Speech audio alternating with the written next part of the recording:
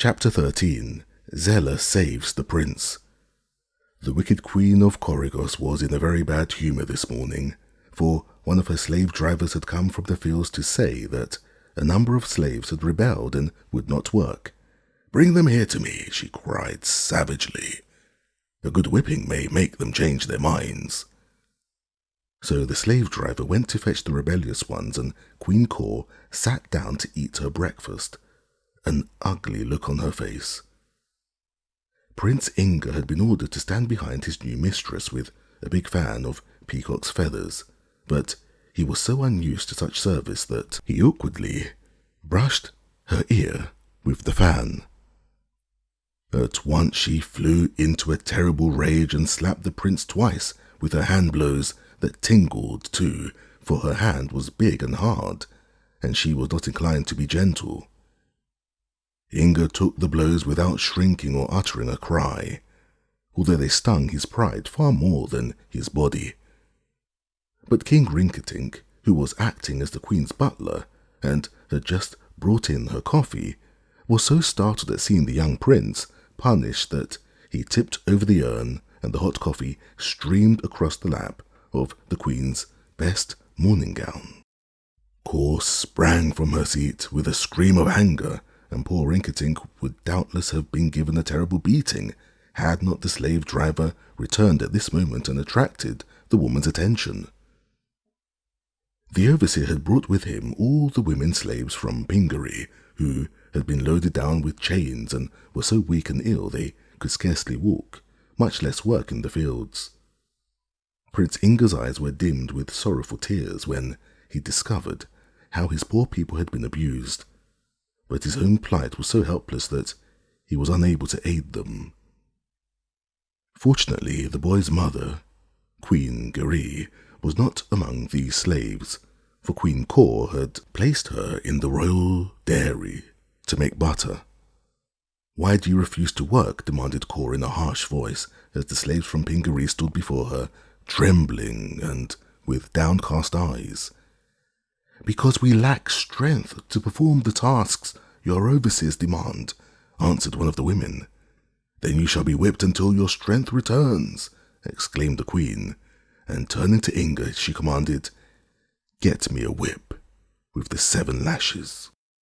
As the boy left the room, wondering how he might manage to save the unhappy women from their undeserved punishment, he met a girl entering by the back way who asked, "Can you tell me where to find Her Majesty, Queen Kor?"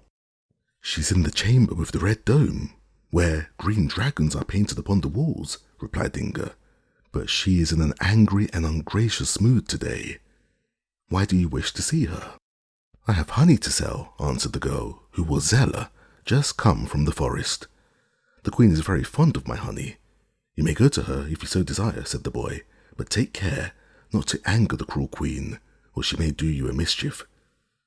"Why should she harm me, who brings her the honey she so dearly loves?"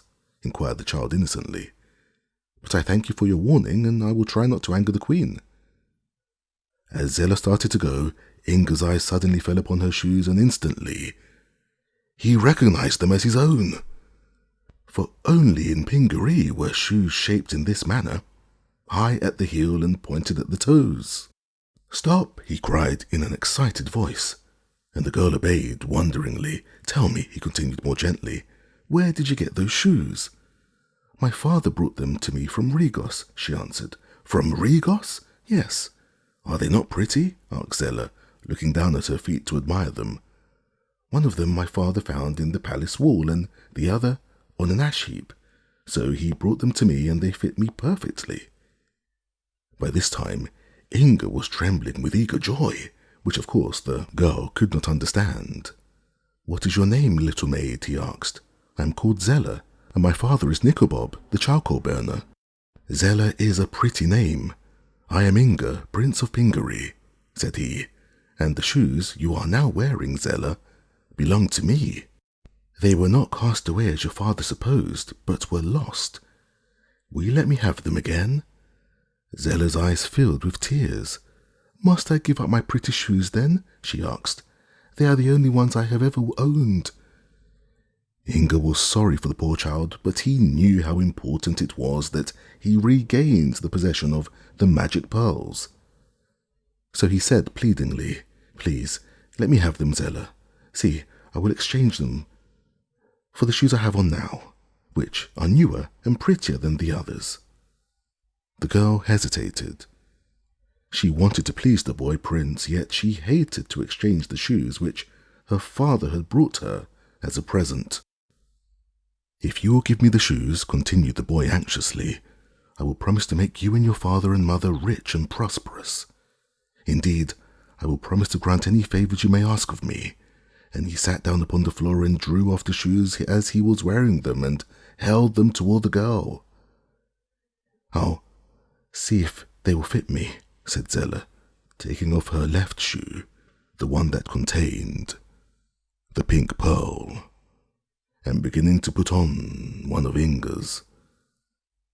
Just then Queen Kor, angry at being made to wait for her whip with the 7 lashes, rushed into the room to find Inga. Seeing the boy sitting upon the floor beside Zella, the woman sprang toward him to beat him with her clenched fists, but Inga had now slipped on the shoe, and the queen's blows could not reach this body. Then Kor espied the whip lying beside Inga, and snatching it up, she tried to lash him with it, all to no avail. While Zella sat horrified by this scene, the prince, who realized he had no time to waste, reached out and pulled the right shoe from the girl's foot, quickly placing it upon his own. Then he stood up and, facing the furious but astonished queen, said to her in a quiet voice, "Madame, please give me that whip." "I won't," answered Kor. "I'm going to lash those Pingaree women with it." The boy seized hold of the whip and, with an irresistible strength, drew it from the queen's hand. But she drew from her bosom a sharp dagger, and with the swiftness of lightning, aimed a blow at Inga's heart. He merely stood still and smiled, for the blade rebounded and fell clattering to the floor. Then, at last, Queen Kor understood the magic power that had terrified her husband, but which she had ridiculed in her ignorance. Not believing in it, she did not know that Inga's power had been lost and found again, but she realized the boy was no common foe, and that unless she could manage to outwit him still, her reign in the island of Coregos was ended. To gain time, she went back to the red dome chamber and seated herself in the throne, before which were grouped the weeping slaves from Pingaree. Inga had taken Zella's hand and assisted her to put on the shoes he had given her in exchange for his own. She found them quite comfortable and did not know she had lost anything by the transfer. "Come with me," then said the boy prince, and led her into the presence of Queen Kor, who was giving Rinkitink a scolding. To the overseer, Inga said, "Give me the keys which unlock these chains that I may set these poor women at liberty." "Don't you do it," screamed Queen Kor. "If you interfere, madame," said the boy, "I will put you into a dungeon." By this Rinkitink knew that Inga had recovered his magic pearls, and the little fat king was so overjoyed that he danced and capered all around the room.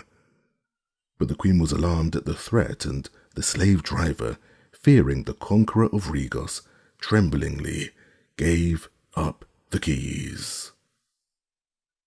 Inga quickly removed all the shackles from the women of his country and comforted them, telling them they should work no more, but would soon be restored to their homes in Pingaree. Then he commanded the slave driver to go and get all the children who had been made slaves, and to bring them to their mothers. The man obeyed and left at once to perform his errand, while Queen Kor, growing more and more uneasy, suddenly sprang from her throne, and before Inga could stop her, had rushed through the room and out into the courtyard of the palace, meaning to make her escape. Rinkitink followed her, running as fast as he could go. It was at this moment that Bilbil, in his mad dash from Regos, turned in at the gates of the courtyard, and as he was coming one way and Queen Kor was going the other way, they bumped into each other with great force.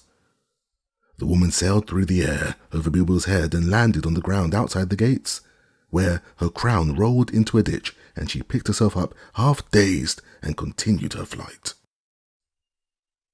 Bilbil was also somewhat dazed by the unexpected encounter, but he continued his rush rather blindly and so struck poor Rinkitink, who was chasing after Queen Kor. They rolled over one another a few times, and then Rinkitink sat up and Bilbil sat up, and they looked at each other in amazement. "Bilbil," said the king, "I am astonished at you." "Your Majesty," said Bilbil, "I expected kinder treatment at your hands." "You interrupted me," said Rinkitink. "There was plenty of room without your taking my path," declared the goat. And then Inga came running out and said, "Where is the queen?" "Gone," replied Rinkitink, "but she cannot go far, as this is an island. However, I have found Bilbil, and our party is again reunited. You have recovered your magic powers, and again we are masters of the situation, so let us be thankful." Saying this, the good little king got upon his feet and limped back into the throne room to help comfort the women. Presently the children of Pingaree, who had been gathered together by the overseer, were brought in and restored to their mothers, and there was great rejoicing among them, you may be sure. "But where is Queen Garee, my dear mother?" questioned Inga. But the women did not know, and it was some time before the overseer remembered that one of the slaves from Pingaree had been placed in a royal dairy. Perhaps this was the woman the boy was seeking. Inga at once commanded him to lead the way to the butter house. But when they arrived there, Queen Garee was nowhere in the place, although the boy found a silk scarf which he recognized as one that his mother used to wear. Then they began a search throughout the island of Coregos, but could not find Inga's mother anywhere. When they returned to the palace of Queen Kor, Rinkitink discovered that the bridge of boats had again been removed. Separating from them Regos, and from this they suspected that Queen Kor had fled to her husband's island and had taken Queen Garee with her. Inga was much perplexed what to do and returned with his friends to the palace to talk the matter over. Zella was now crying because she had not sold her honey and was unable to return to her parents on the island of Regos. But the boy prince comforted her and promised she should be protected until she could be restored to her home. Rinkitink found Queen Kor's purse, which she had had no time to take with her, and gave Zella several gold pieces for the honey. Then Inga ordered the palace servants to prepare a feast for all the women and children of Pingaree, and to prepare for them beds in the great palace, which was large enough to accommodate them all. Then the boy and the goat and Rinkitink and Zella went into a private room to consider what should be done next. Chapter 14. The Escape. "Our fault," said Rinkitink, "is that we conquer only one of these twin islands at a time. When we conquered Regos, our foes all came to Coregos, and now that we have conquered Coregos, the queen has fled to Regos. And each time they removed the bridge of boats so that we could not follow them." "What has become of our own boat in which we came from Pingaree?" asked Bilbil. "We left it on the shore of Regos," replied the prince, "but I wonder if we could not get it again." "Why don't you ask the White Pearl?" suggested Rinkitink. "That is a good idea," returned the boy, and at once he drew the white pearl from its silken bag and held it to his ear. Then he asked, "How may I regain our boat?" The voice of the pearl replied, "Go to the south end of the island of Coregos and clap your hands 3 times, and the boat will come to you." "Very good," cried Inga, and then he turned to his companions and said, "We shall be able to get to our boat whenever we please, but what then shall we do?" "Take me home in it," replied Zella. "Come with me to my city of Gilgad," said the king, "where you will be very welcome to remain forever." "No," answered Inga, "I must rescue my father and mother, as well as my people. Already I have the women and children of Pingaree, but the men are with my father in the mines of Regos, and my dear mother has been taken away by Queen Kor. Not until all are rescued will I consent to leave these islands." "Quite right," exclaimed Bilbil. On second thought, said Rinkitink, I agree with you. If you are careful to sleep in your shoes and never take them off again, I believe you will be able to perform the task you have undertaken. They counselled together for a long time as to their mode of action, and it was finally considered best to make the attempt to liberate King Kitticut first of all, and with him the men from Pingaree. This would give them an army to assist them, and afterward they could march to Regos to compel Queen Kor to give up Queen of Pingaree. Zella told them that they could go in their boat along the shore of Regos to a point opposite the mines, thus avoiding any conflict with the warriors of King Goss. This being considered the best course to pursue, they resolved to start on the following morning, as night was now even approaching. The servants being all busy in caring for the women and children, Zella undertook to get a dinner for Inga and Rinkitink and herself, and soon prepared a fine meal in the palace kitchen, for she was a good little cook and had often helped her mother. The dinner was served in a small room overlooking the gardens, and Rinkitink thought the best part of it was the sweet honey, which he spread upon the biscuits that Zella had made. As for Bilbil, he wandered through the palace grounds and found some grass that made him a good dinner.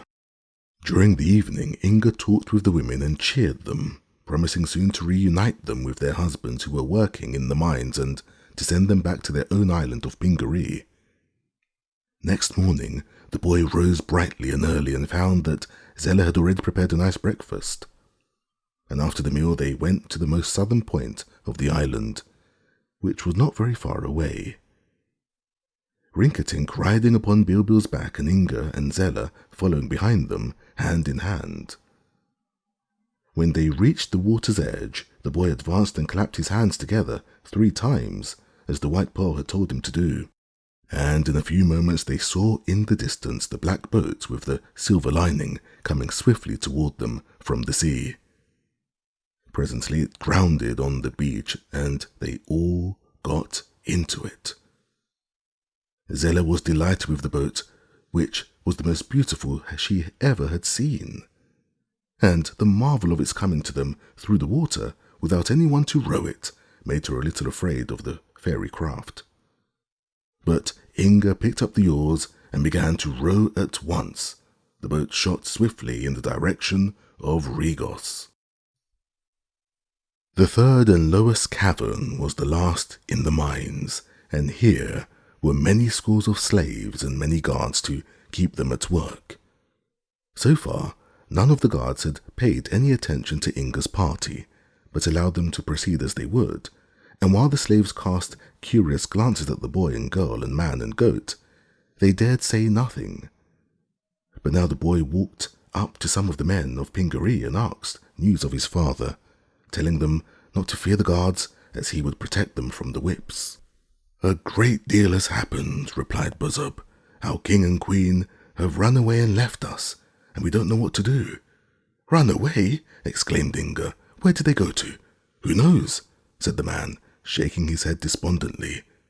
"They departed together a few hours ago in a boat with 40 rowers, and they took with them the king and queen of Pingaree." Chapter 15. The Flight of the Rulers.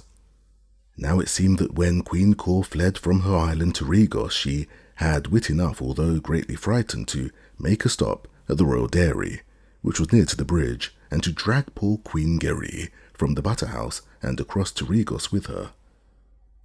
The warriors of King Goss had never before seen the terrible Queen Kor frightened, and therefore, when she came running across the bridge of boats, dragging the Queen of Pingaree after her by one arm, the woman's great fright had the effect of terrifying the waiting warriors. "Quick!" cried Kor, "destroy the bridge, or we are lost." While the men were tearing away the bridge of boats, the Queen ran up to the palace of Goz, where she met her husband. "That boy is a wizard," she gasped. "There is no standing against him." "Oh, you have discovered his magic at last?" replied Goss, laughing in her face. "Who now is the coward?" "Don't laugh," cried Queen Kor. "It is no laughing matter. Both our islands are as good as conquered. This very minute, what shall we do, Goss?" "Come in," he said, growing serious, "and let us talk it over." So they went into a room of the palace and talked long and earnestly. The boy intends to liberate his father and mother and all the people of Pingaree and to take them back to their island, said Kor. He may also destroy our palaces and make us his slaves. I can see but one way, Goss, to prevent him from doing all this, and whatever else he pleases to do. What way is that? Asked King Goss. We must take the boy's parents away from here as quickly as possible. I have with me the Queen of Pingaree, and you can run up to the mines and get the king. Then we will carry them away in a boat and hide them where the boy cannot find them with all his magic. We will use the king and queen of Pingaree as hostages and send word to the boy wizard that if he does not go away from our islands and allow us to rule them undisturbed in our own way, we will put his father and mother to death. Also, we will say that as long as we are let alone, his parents will be safe, although still safely hidden.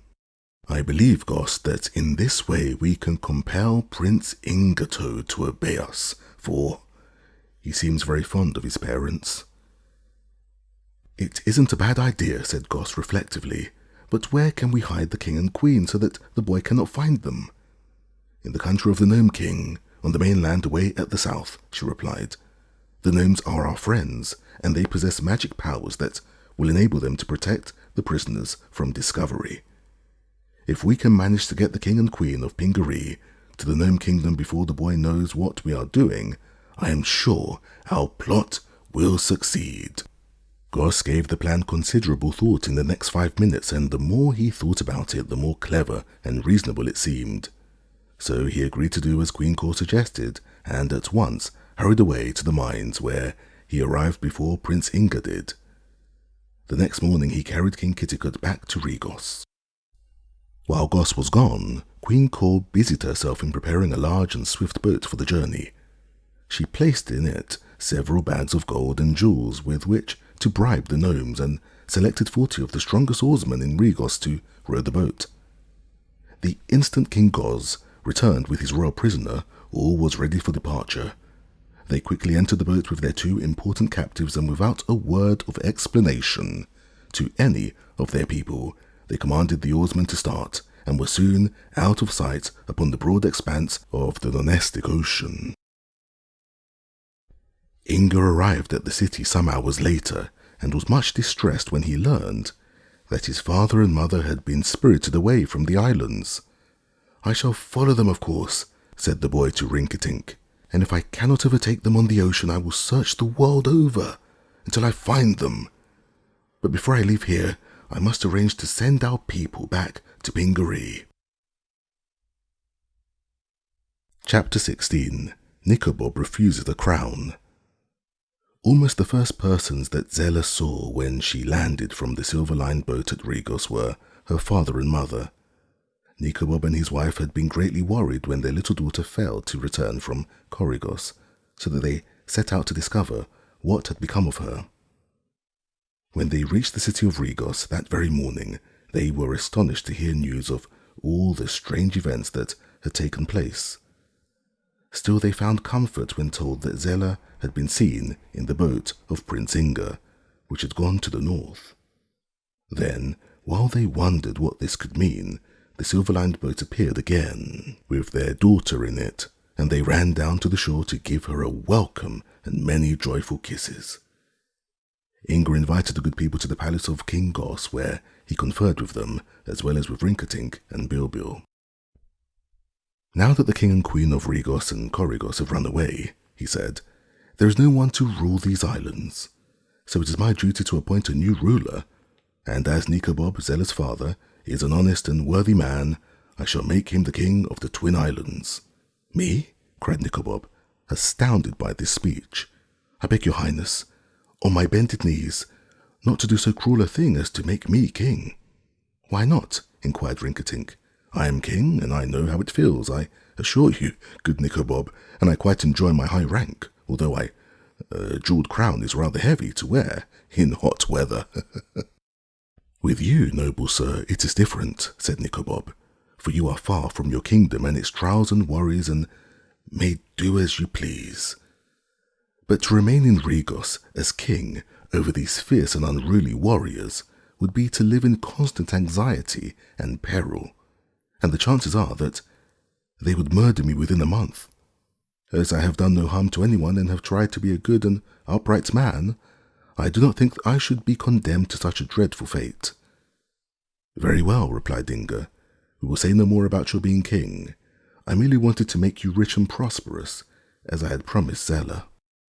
"Please forget that promise," pleaded the charcoal burner earnestly.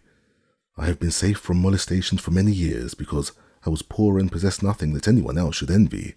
But if you make me rich and prosperous, I shall at once become the prey of thieves and marauders and probably will lose my life in the attempt to protect my fortune."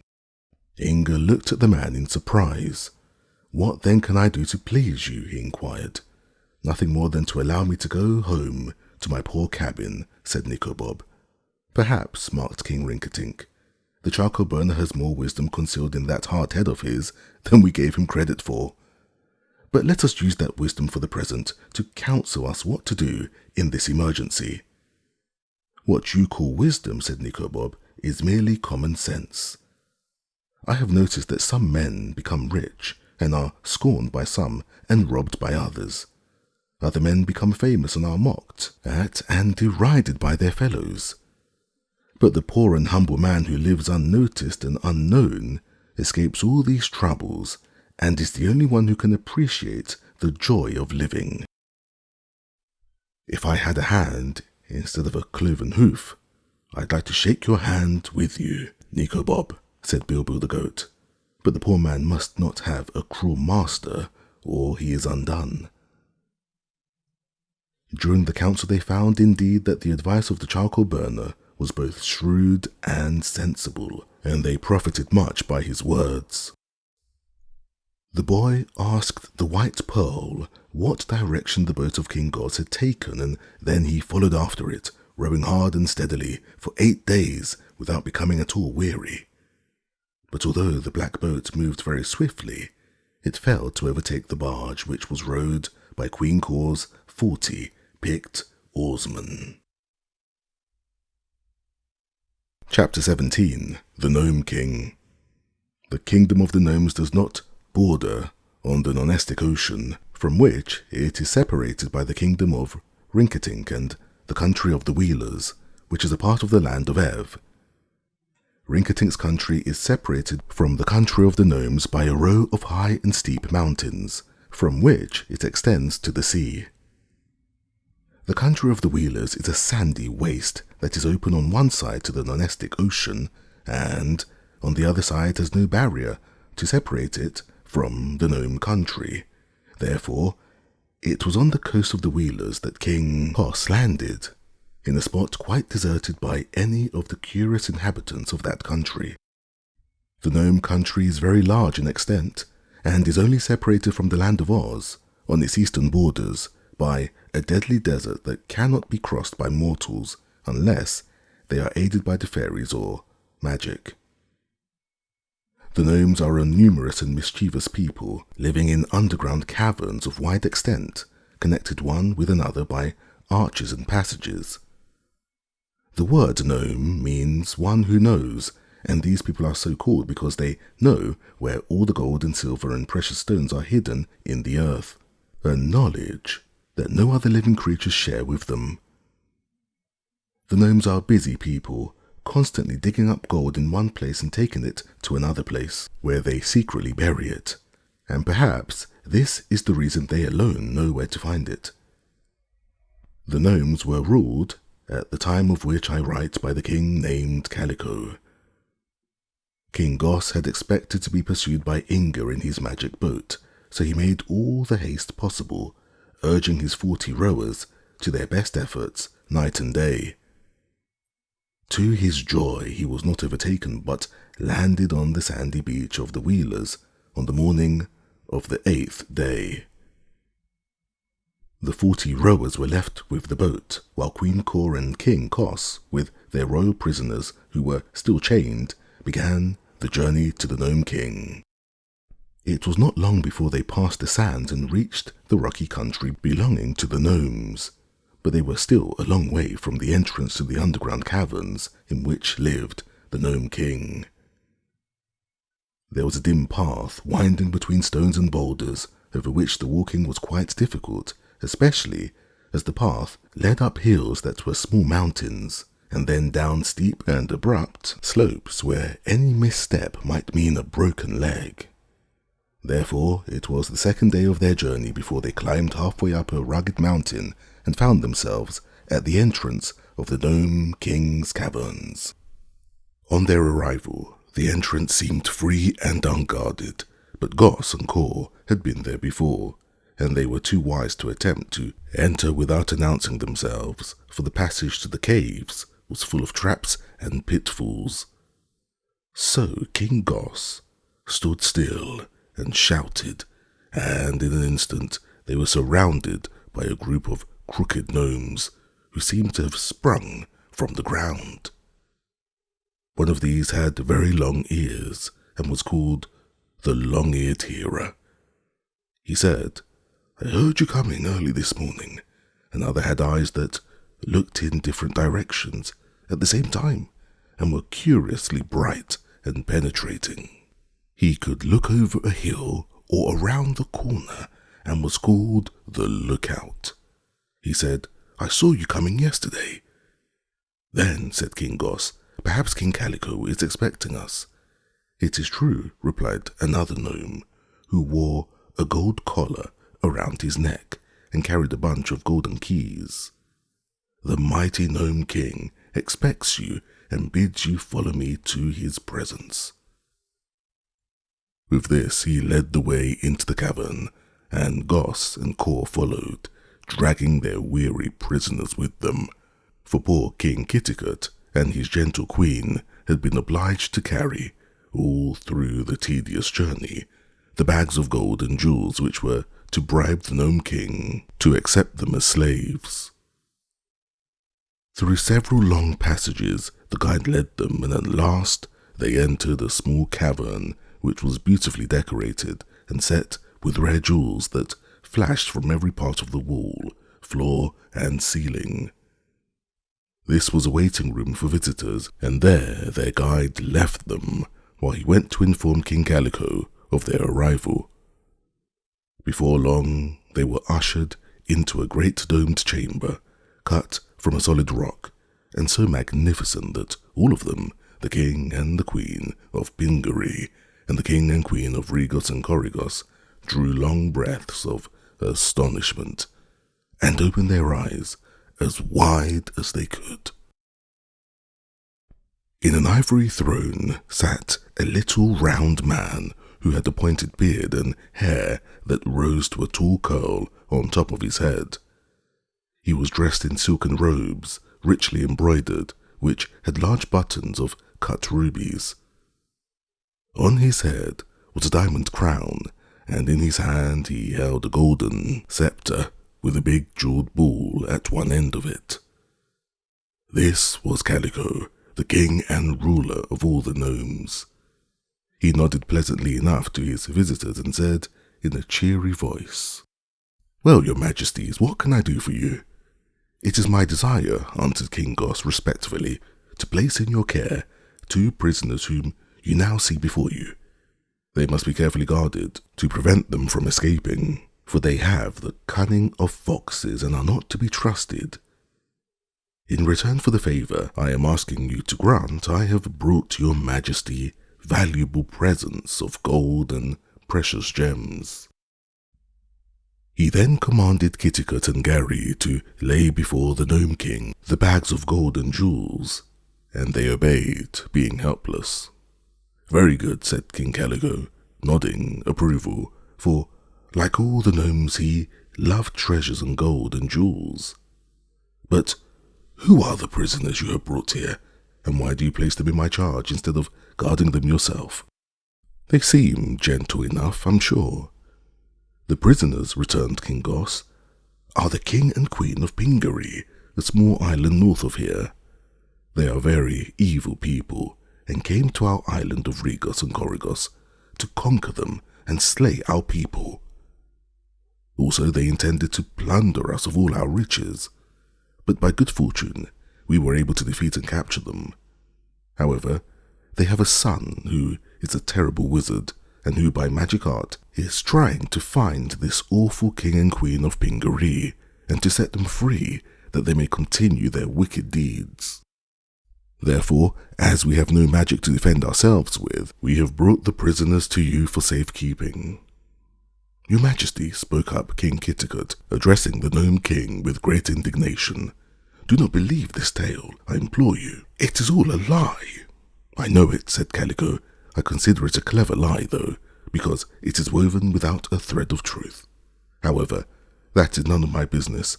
The fact remains that my good friend King Goss wishes to put you in my underground caverns so that you will be unable to escape. And why should I not please him in this little manner?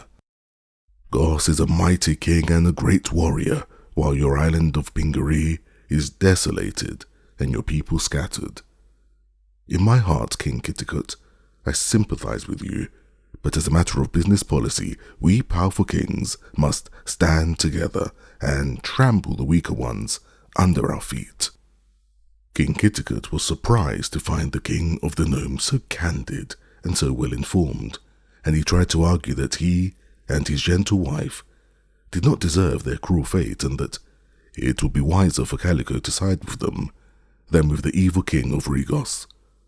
But Calico only shook his head and smiled. The fact that you are a prisoner, my poor Kitticut, is evidence that you are weaker than King Goss, and I prefer to deal with the strong. By the way, he added, turning to the king of Regos, have these prisoners any connection with the land of Oz? Why do you ask? Said Goss. Because I dare not offend the people of Oz, was the reply. I am very powerful, as you know, but Ozma of Oz is far more powerful than I. Therefore, if this king and queen of Pingaree happened to be under Ozma's protection, I would have nothing to do with them. I assure your Majesty that the prisoners have nothing to do with the Oz people, Goss hastened to say, and Kitticut, being questioned, admitted that this was true. But how about the wizard you mentioned? Asked the Gnome King. Oh, he's merely a boy, but he is very ferocious and obstinate, and he's assisted by a little fat sorcerer called Rinkitink, and a talking goat. Oh, a talking goat, do you say? That certainly sounds like magic, and it also sounds like the land of Oz, where all the animals talk, said Calico, with a doubtful expression. But King Oz assured him the talking goat had never been to Oz. As for Rinkitink, whom you call a sorcerer, continued the Gnome King, he is a neighbour of mine, you must know, but as we are cut off from each other by high mountains beneath which a powerful river runs, I have never yet met King Rinkitink, but I have heard of him, and from all reports he is a jolly rogue, and perfectly harmless. However, in spite of your false statements and misrepresentations, I will earn the treasure you have brought me by keeping your prisoners safe in my caverns. Make them work, advised Queen Kor. They are rather delicate, and to make them work will make them suffer delightfully. I'll do as you please about that, said the Gnome King sternly. Be content that I agree to keep them safe. The bargain being thus made and concluded, Calico first examined the gold and jewels, and then sent it away to his royal storehouse, which was well filled with like treasure. Next, the captives were sent away in charge of the gnome with the golden collar and keys, whose name was Click, and he escorted them to a small cavern and gave them a good supper. I shall lock your door, said Click, so there is no need of your wearing those heavy chains any longer. He therefore removed the chains and left King Kitticut and his queen alone. This was the first time since the Northmen had carried them away from Pingaree that the good king and queen had been alone together and free of all bonds, and as they embraced lovingly and mingled their tears over their sad fate, they were also grateful that they had passed from the control of the heartless King Goss into the more considerate care of King Calico. They were still captives, but they believed they would be happier in the underground caverns of the gnomes than in Regos and Coregos. Meantime, in the king's royal cavern, a great feast had been spread. King Goss and Queen Kor, having triumphed in their plot, were so well pleased that they held high revelry with the jolly gnome king until a late hour that night. And the next morning, having cautioned Calico not to release the prisoners under any consideration without their orders, the king and queen of Regos and Coregos left the caverns of the gnomes to return to the shore of the ocean where they had left their boat. Chapter 18. Inga parts with his pink pearl.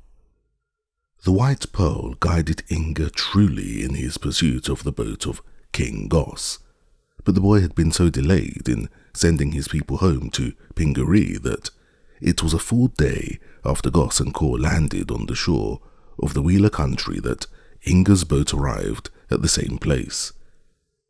There he found the 40 rowers guarding the barge of Queen Kor, and although they would not or could not tell the boy where the king and queen had taken his father and mother, the white pearl advised him to follow the path to the country and the caverns of the gnomes.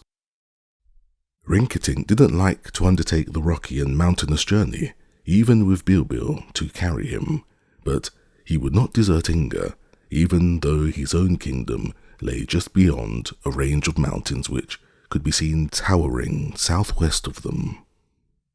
So the king bravely mounted the goat, who always grumbled but always obeyed his master, and the three set off at once for the caverns of the gnomes. They travelled just as slowly as Queen Kor and King Goss had done, so when they were about halfway, they discovered the king and queen coming back to their boat. The fact that Goss and Kor were now alone proved that they had left Inga's father and mother behind them. So, at the suggestion of Rinkitink, the three hid behind a high rock, until the king of Regos and the queen of Coregos, who had not observed them, had passed them by. Then they continued their journey, glad that they had not again been forced to fight or quarrel with their wicked enemies. We might have asked them, however, what they had done with your poor parents, said Rinkitink. Never mind, answered Inga. I'm sure the white pearl will guide us aright. For a time they proceeded in silence, and then Rinkitink began to chuckle with laughter in the pleasant way he was wont to do before his misfortunes came upon him. What amuses your majesty? Inquired the boy. The thought of how surprised my dear subjects would be if they realized how near to them I am, and yet how far away. I have always wanted to visit the gnome country, which is full of mystery and magic, and all sorts of adventures, but my devoted subjects forbade me to think of such a thing, fearing I would get hurt or enchanted. Are you afraid now that you are here? Asked Inga. A little, but not much, for they say the new gnome king is not as wicked as the old king used to be. Still, we are undertaking a dangerous journey, and I think you ought to protect me by lending me one of your pearls. Inga thought this over, and it seemed reasonable, a request. Which pearl would you like to have? Asked the boy. Well, let us see, returned Rinkitink. You may need strength to liberate your captive parents, so you must keep the blue pearl. And you will need the advice of the white pearl, so you had best keep that also. But in case we should be separated, I would have nothing to protect me from harm, so you ought to lend me the pink pearl. Very well, agreed Inga, and sitting down upon a rock, he removed his right shoe, and after withdrawing the cloth from the pointed toe, took out the pink pearl, the one which protected from any harm the person who carried it. Where can you put it to keep it safely? He asked. In my vest pocket, replied the king. The pocket has a flap to it, and I can pin it down in such a way that the pearl cannot get out and become lost. As for robbery, no one with evil intent can touch my person while I have the pearl. So Inga gave Rinkitink the pink pearl, and the little king placed it in the pocket of his red and green brocaded velvet vest pinning the flap of the pocket down tightly. They now resumed their journey and finally reached the entrance to the Gnome King's caverns. Placing the white pearl to his ear, Inga asked, "What shall I do now?" And the voice of the pearl replied, "Clap your hands together 4 times and call aloud the word click. Then allow yourselves to be conducted to the Gnome King, who is now holding your father and mother captive." Inga followed these instructions, and when Click appeared in answer to his summons, the boy requested an audience with the Gnome King. So Click led them into the presence of King Calico, who was suffering from a severe headache due to his revelry the nights before, and therefore was unusually cross and grumpy. "I know what you've come for," said he, before Inga could speak. "You want to get the captives from Regos away from me, but you can't do it, so you'd best go away again." "The captives are my father and mother, and I intend to liberate them," said the boy firmly. The king stared hard at Inga, wondering at his audacity. Then he turned to look at King Rinkitink and said, "I suppose you are king of Gilgad, which is in the kingdom of Rinkitink." "You've guessed it the first time," replied Rinkitink. "How round and fat you are," exclaimed Calico. "I was just thinking how fat and round you are," said Rinkitink. Really, King Calico, we ought to be friends. We're so much alike in everything but disposition and intelligence." Then he began to chuckle, while Calico stared hard at him, not knowing whether to accept his speech as a compliment or not. And now the gnome's eyes wandered to Bilbil, and he asked, "Is that your talking goat?" Bilbil met the Gnome King's glowering look with a gaze equally surly and defiant, while Rinkitink answered, "It is, your majesty." "Can he really talk?" asked Calico curiously. "He can, but the best thing he does is to scold. Talk to his majesty, Bilbil." But Bilbil remained silent and would not speak. "Do you always ride upon his back?" continued Calico, questioning Rinkitink. "Yes," was the answer, "because it is difficult for a fat man to walk far, as perhaps you know from experience." "That is true," said Calico. "Get off the goat's back and let me ride him a while to see how I like it. Perhaps I'll take him away from you to ride through my caverns." Rinkitink chuckled softly as he heard this, but at once got off Bilbil's back and let Calico get on. The Gnome King was a little awkward, but when he was firmly astride the saddle, he called in a loud voice, "Giddy up!"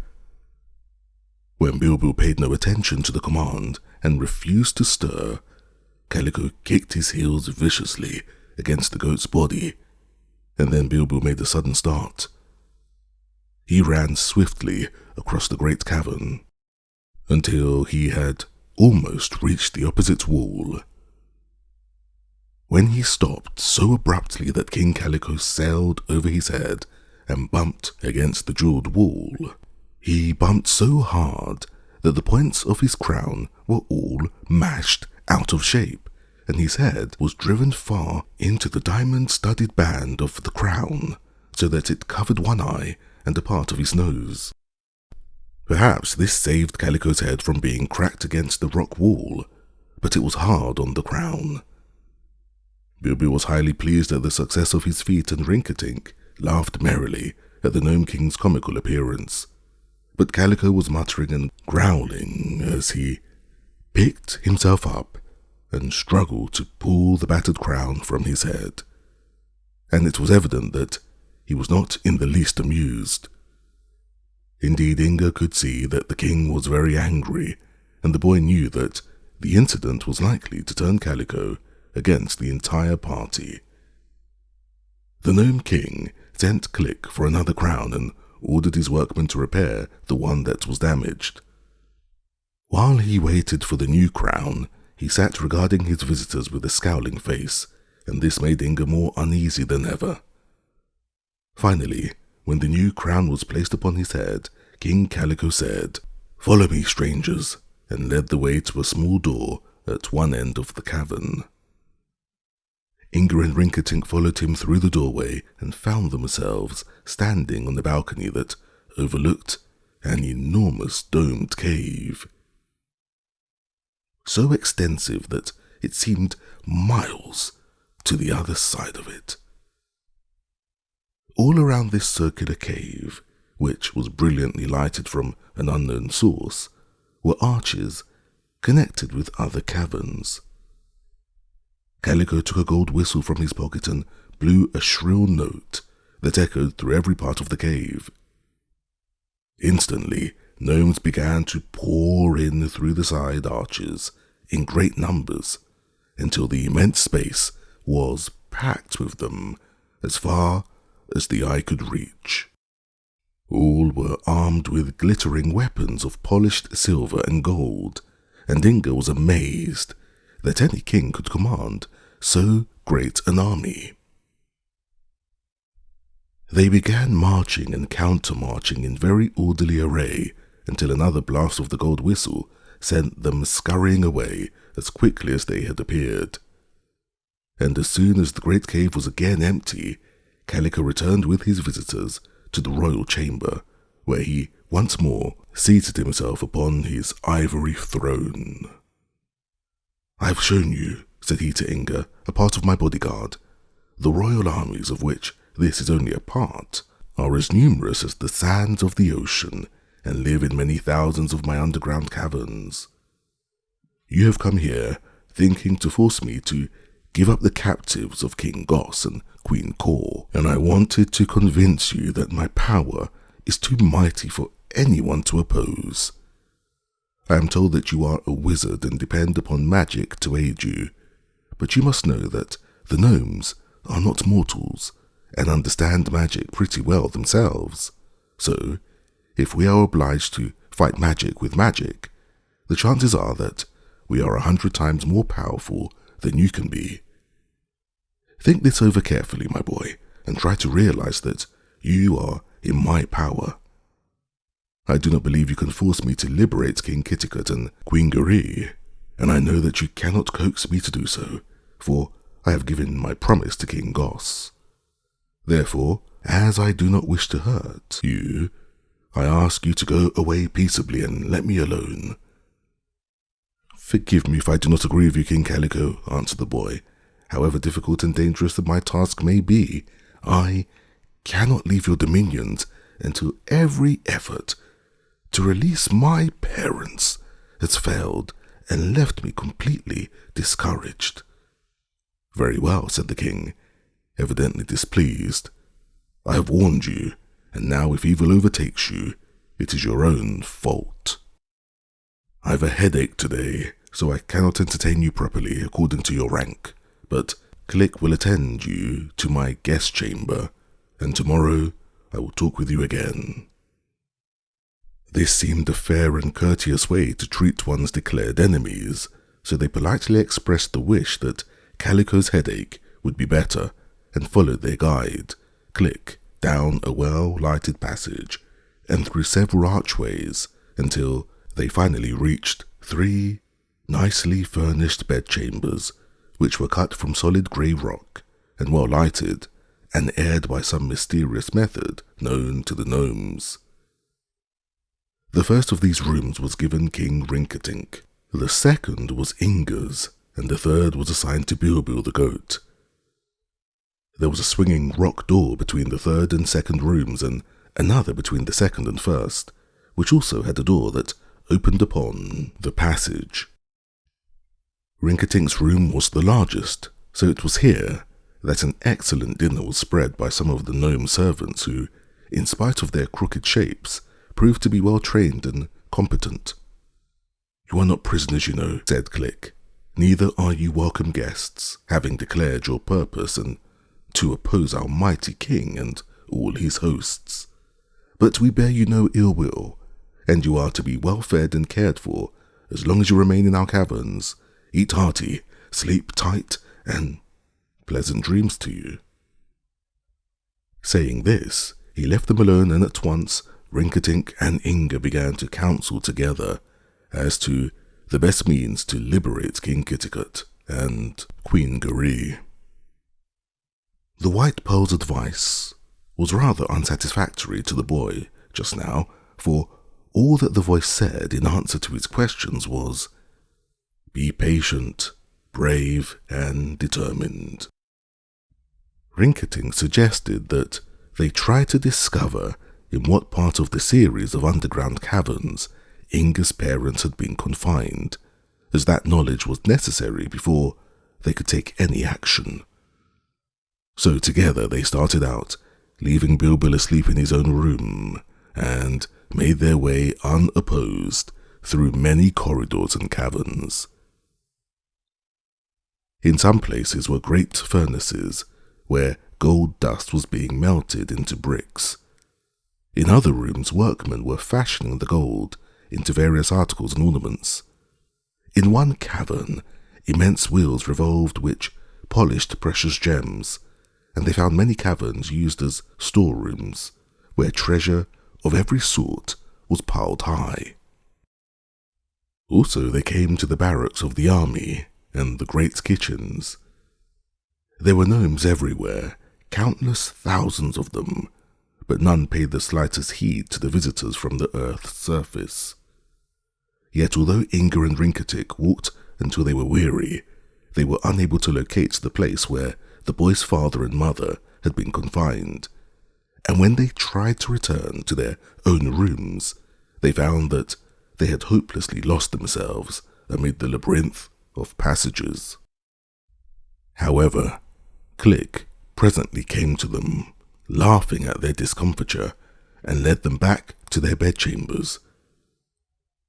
Before they went to sleep, they carefully barred the doors from Rinkitink's room to the corridor, but the doors that connected the three rooms, one with another, were left wide open. In the night, Inga was awakened by a soft, grating sound that filled him with anxiety because he could not account for it. It was dark in his room, the light having disappeared as soon as he got into bed, but he managed to feel his way to the door that led to Rinkitink's room and found it tightly closed and immovable. Then he made his way to the opposite door leading to Bilbil's room to discover that also had been closed and fastened. The boy had a curious sensation that all of his room, the walls, floor, and ceiling, was slowly whirling as if on a pivot, and it was such an uncomfortable feeling that he got into bed again, not knowing what else to do. And as the grating noise had ceased, and the room now seemed stationary, he soon fell asleep again. When the boy wakened after many hours, he found the room again light, so he dressed himself and discovered that a small table containing a breakfast that was smoking hot had suddenly appeared in the center of his room. He tried the two doors, but finding that he could not open them, he ate some breakfast, thoughtfully wondering who had locked him in and why he had been made a prisoner. Then he again went to the door which he thought led to Rinkitink's chamber, and to his surprise, the latch lifted easily and the door swung open. Before him was a rude corridor hewn in the rock and dimly lighted. It did not look inviting, so Inga closed the door, puzzled to know what had become of Rinkitink's room and the king, and went to the opposite door. Opening this, he found a solid wall of rock confronting him, which effectually prevented his escape in that direction. The boy now realized that King Calico had tricked him, and while professing to receive him as a guest, had plotted to separate him from his comrades. One way had been left, however, by which he might escape, and he decided to see where it led to. So, going to the first door, he opened it and ventured slowly into the dimly lighted corridor. When he had advanced a few steps, he heard the door of his room slam shut behind him. He ran back at once, but the door of rock fitted so closely into the wall that he found it impossible to open it again. That did not matter so much, however, for the room was a prison, and the only way of escape seemed ahead of him. Along the corridor he crept until, turning a corner, he found himself in a large domed cavern that was empty and deserted. Here also was a dim light that permitted him to see another corridor at the opposite side, so he crossed the rocky floor of the cavern and entered a second corridor. This one twisted and turned in every direction, but was not very long, so soon the boy reached a second cavern, not so large as the first. This he found vacant also, but it had another corridor leading out of it, so Inga entered that. It was straight and short, and beyond was a third cavern, which differed little from the others except that it had a strong iron grating at one side of it. All three of these caverns had been roughly hewn from the rock, and it seemed that they had never been put to use, as had all the other caverns of the gnomes he had visited. Standing in the third cavern, Inga saw what he thought was still another corridor at its farther side, so he walked toward it.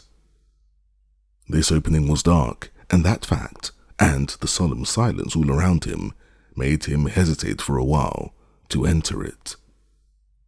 Upon reflection, however, he realized that unless he explored the place to the very end, he could not hope to escape from it. So he boldly entered the dark corridor and felt his way cautiously as he moved forward.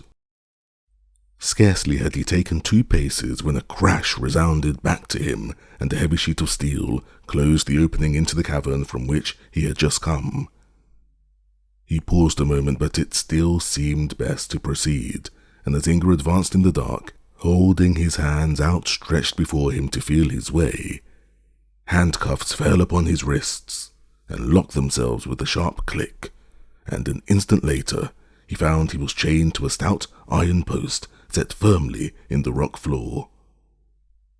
The chains were long enough to permit him to move a yard or so in any direction, and by feeling the walls, he found he was in a small circular room that had no outlet except the passage by which he had entered, and that was now closed by the door of steel. This was the end of the series of caverns and corridors. It was now that the horror of his situation occurred to the boy with full force. But he resolved not to submit to his fate without a struggle, and realizing that he possessed the blue pearl, which gave him marvelous strength, he quickly broke the chains and set himself free of the handcuffs.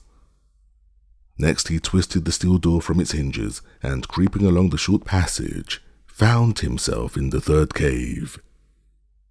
But now the dim light, which had before guided him, had vanished. Yet on peering into the gloom of the cave, he saw what appeared to be 2 round discs of flame, which cast a subdued glow over the floor and walls. By this dull glow he made out the form of an enormous man seated in the center of the cave, and he saw that the iron grating had been removed, permitting the man to enter. The giant was unclothed, and its limbs were thickly covered with coarse red hair. The round discs of flame were its 2 eyes, and when it opened its mouth to yawn, Inga saw that its jaws were wide enough to crush a dozen men between the great rows of teeth. Presently, the giant looked up and perceived the boy crouching at the other side of the cavern. So he called out in a hoarse, rude voice, "Come hither, my pretty one. We will wrestle together, you and I, and if you succeed in throwing me, I will let you pass through my cave." The boy made no reply to the challenge. He realized he was in dire peril and regretted that he had lent the pink pearl to King Rinkitink. But it was now too late for vain regrets, although he feared that even his great strength would avail him little against the hairy monster, for his arms were not long enough to span a fourth of the giant's huge body, while the monster's powerful limbs would be likely to crush out Inga's life before he could gain the mastery. Therefore the prince resolved to employ other means to combat this foe, who had doubtless been placed there to bar his return. Retreating through the passage, he reached the room where he had been chained and wrenched the iron post from its socket. It was a foot thick and 4 feet long, and being of solid iron, was so heavy that 3 ordinary men would have found it hard to lift. Returning to the cavern, the boy swung the great bar above his head and dashed it with mighty force full at the giant. The end of the bar struck the monster upon its forehead, and with a single groan, it fell full length upon the floor and lay still. When the giant fell, the glow from its eyes faded away, and all was dark. Cautiously, for Inga was not sure the giant was dead, the boy felt his way toward the opening that led to the middle cavern. The entrance was narrow, and the darkness was intense, but feeling braver now, the boy stepped boldly forward. Instantly the floor began to sink beneath him, and in great alarm he turned and made a leap that enabled him to grasp the rocky sides of the wall and regain a footing in the passage through which he had just come. Scarcely had he obtained this place of refuge when a mighty crash resounded throughout the cavern, and the sound of a rushing torrent came from far below.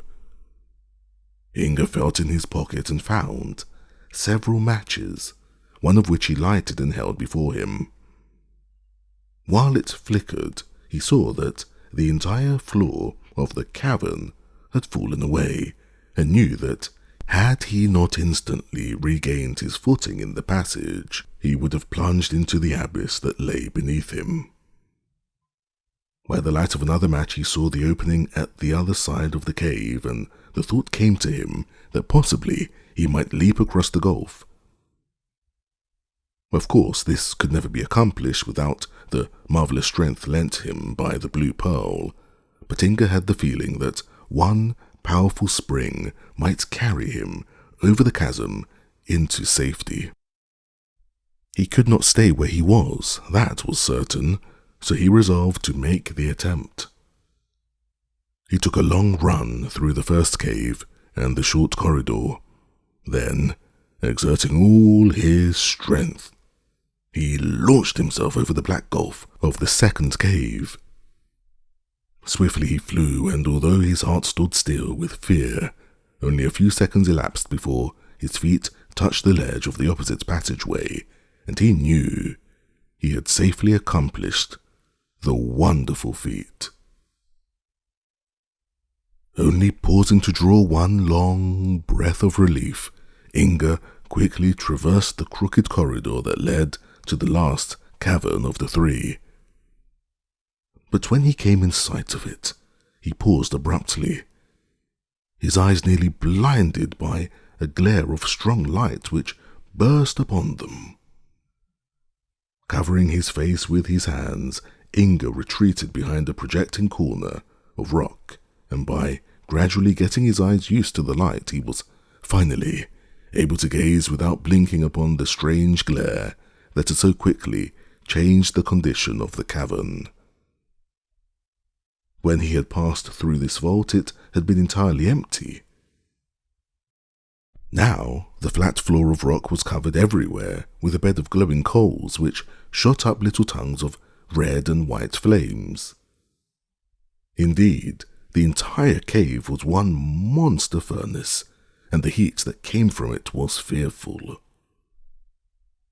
Inga's heart sank within him as he realized the terrible obstacle placed by the cunning gnome king between him and the safety of the other caverns. There was no turning back, for it would be impossible for him again to leap over the gulf of the second cave, the corridor at this side being so crooked that he could get no run before he jumped.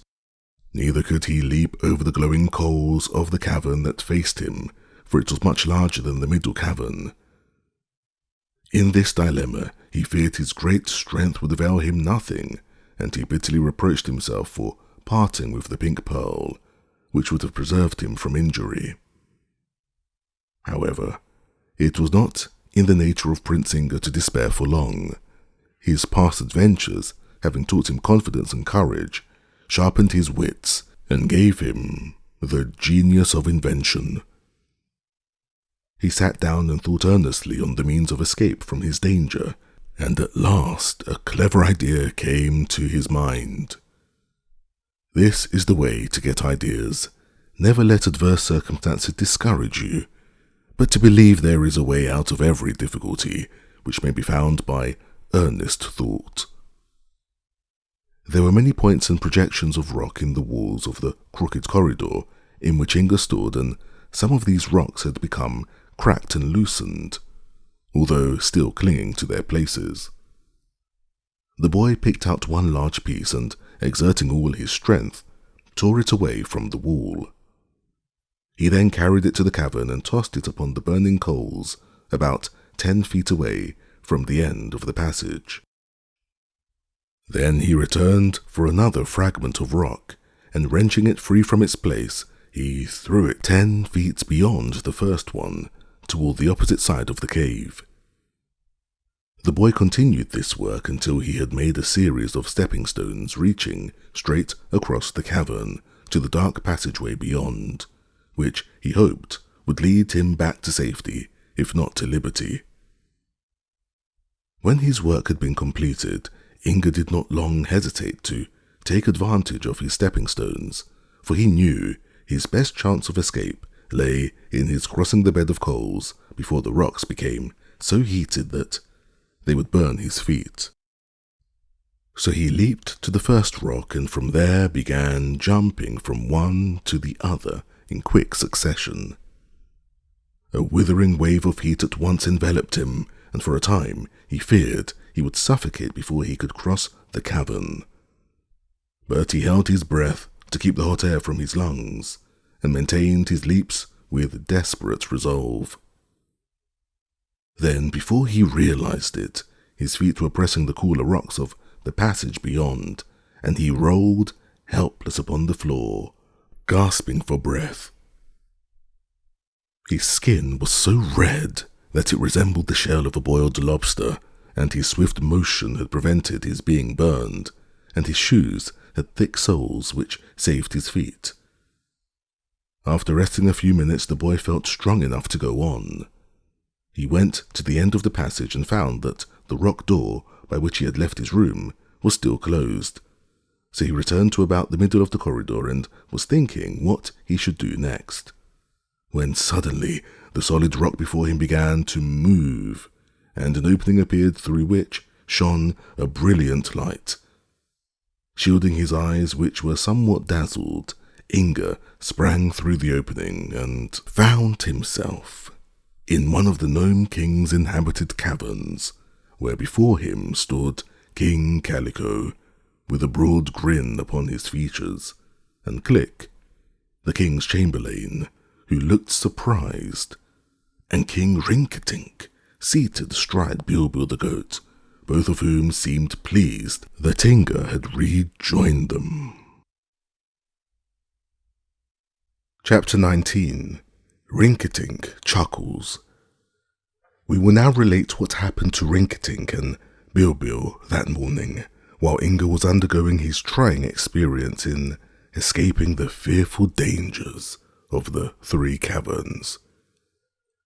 The King of Gilgad wakened to find the door of Inga's room fast shut and locked, but he had no trouble in opening his own door into the corridor, for it seems that the boy's room, which was the middle one, whirled around on a pivot, while the adjoining rooms occupied by Bilbil and Rinkitink remained stationary.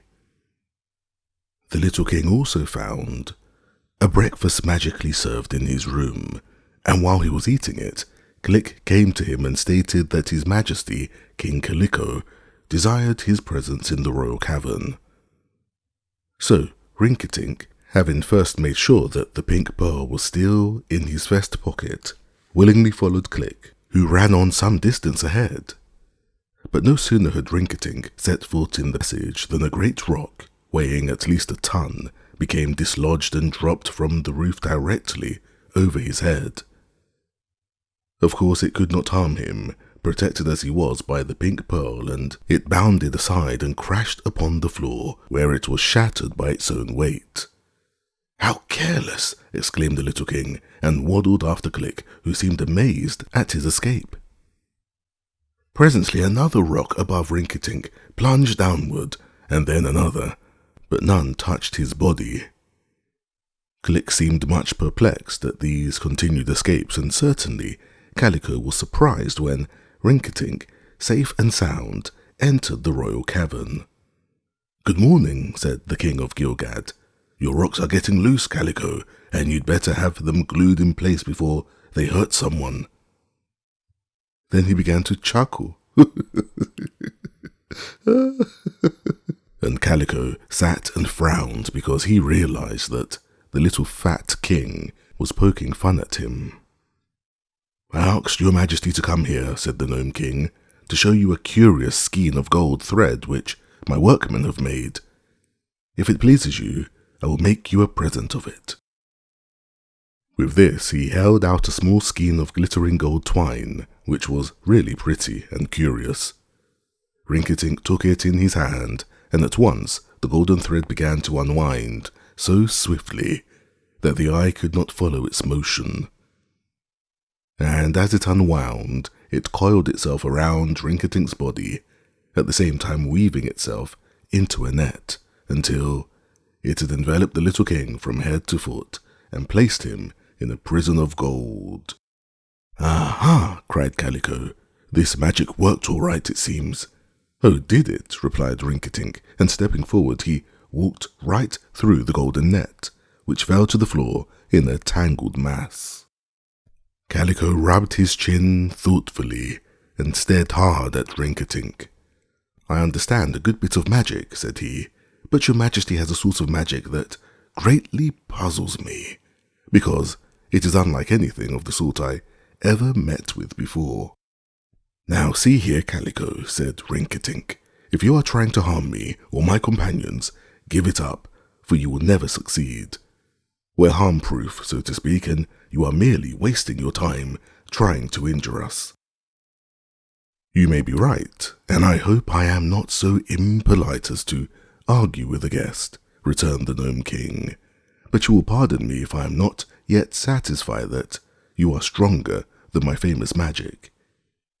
However, I beg you to believe that I bear you no ill will, King Rinkitink. But it is my duty to destroy you, if possible, because you and that insignificant boy, that boy prince, have openly threatened to take away my captives, and have positively refused to go back to the earth's surface and let me alone.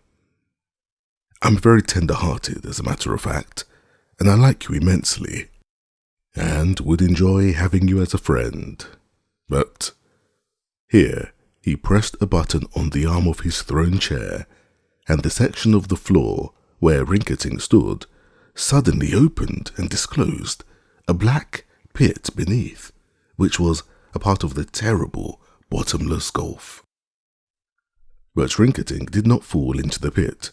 His body remained suspended in the air until he put out his foot and stepped to the solid floor, when the opening suddenly closed again.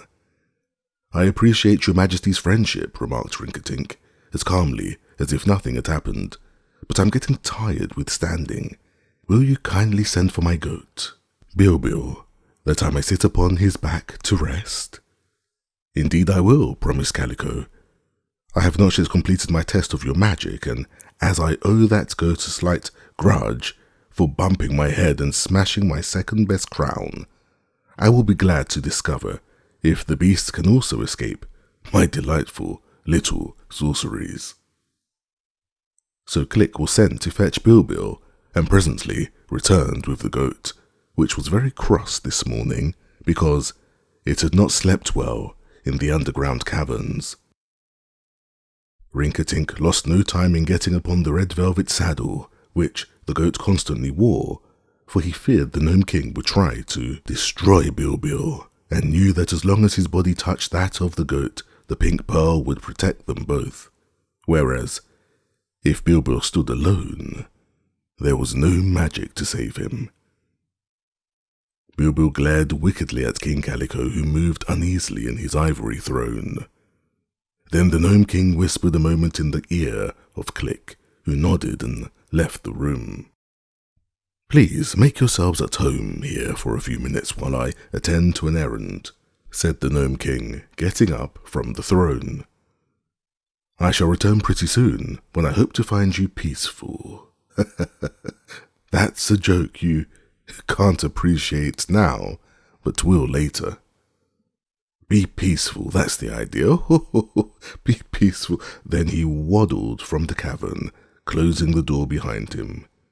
"Well, why didn't you laugh when Calico laughed?" demanded the goat, when they were left alone in the cavern. "Because he means mischief of some sort," replied Rinkitink. "And we'll laugh after the danger is over, Bilbil. There's an old adage that says, 'He laughs best who laughs last.' And the only way to laugh last is to give the other fellow a chance. Where did that knife come from, I wonder?" For a long, sharp knife suddenly appeared in the air near them, twisting and turning from side to side, and darting here and there in a dangerous manner, without any support whatever. Then another knife became visible, and another, until all the space in the royal cavern seemed filled with them. Their sharp points and edges darted toward Rinkitink and Bilbil perpetually, and nothing could have saved them from being cut to pieces, except the protecting power of the pink pearl. As it was, not a knife touched them, and even Bilbil gave a gruff laugh at the failure of Calico's clever magic. The goat wandered here and there in the cavern, carrying Rinkitink upon his back, and neither of them paid the slightest heed to the knives, although the glitter of the hundreds of polished blades was rather trying to their eyes. Perhaps for 10 minutes the knives darted about them in bewildering fury. Then they disappeared as suddenly as they had appeared.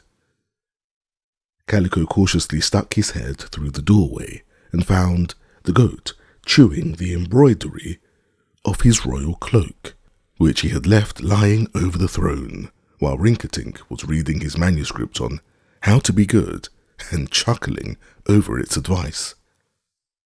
The Gnome King seemed greatly disappointed as he came in and resumed his seat on the throne. Said Rinkitink, with a chuckle, "We've really had a peaceful time, Calico, although not the peaceful time you expected. Forgive me if I indulge in a laugh. And now tell me, aren't you getting tired of trying to injure us?" "Eh?" said the Gnome King. "I see now that your magic can protect you from all my arts. But is the boy Inga as well protected as your majesty and the goat?" "Why do you ask?" inquired Rinkitink, uneasy at the question because he remembered he had not seen the little prince of Pingaree that morning. "Because, Calico, the boy has been undergoing trials far greater and more dangerous than any you have encountered, and it has been hundreds of years since anyone has been able to escape alive from the perils of my 3 trick caverns." King Rinkitink was much alarmed at hearing this, for although he knew that Inga possessed the blue pearl, that would only give to him marvelous strength, and perhaps strength alone would not enable him to escape from danger. But he would not let Calico see the fear he felt for Inga's safety, so he said in a careless way, "You're a mighty poor magician, Calico, and I'll give you my crown if Inga hasn't escaped any danger you have threatened him with." "Your whole crown is not worth one of the valuable diamonds in my crown," answered the Gnome King. "But I'll take it. Let us go at once, therefore, and see what has become of the boy prince, for if he is not destroyed by this time, I will admit he cannot be injured by any of the magic arts which I have at my command." He left the room, accompanied by Click, who had now rejoined his master, and by Rinkitink, riding upon Bilbil. After traversing several of the huge caverns, they entered one that was somewhat more bright and cheerful than the others, where the Gnome King paused before a wall of rock.